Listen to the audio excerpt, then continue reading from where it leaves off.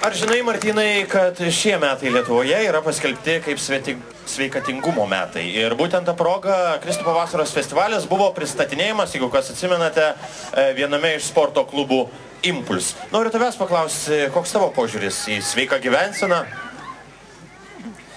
Šties tikrai su mielu noru gyvenčiau sveikai, jeigu tam turėčiau laiko, bet aišku, atsiras žmonių, kurie man gali paprieštarauti. Vėlgi paatvirausiu. Londone lankiau sporto klubą, kol turėjau tam laiko, o dabar jau geras mėnuo, kaip nutraukiau sutartį su jais, nes nebėra kada nueiti. Reiškia, aš galiu tik morališkai palaikyti sveikai gyvenančius ir sveiko gyvenimo būdą propaguojančius. Ir norėčiau pasakyti, kad lygiai prieš savaitę susipažinau su Asta, kuri yra iniciatorė naujos jaunimo iniciatyvos LT Campus.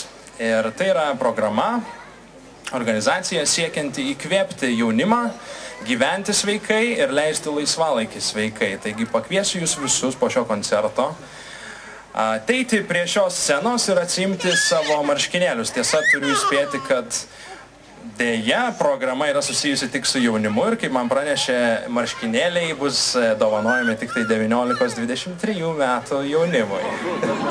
Taigi lauksim jūsų po renginio.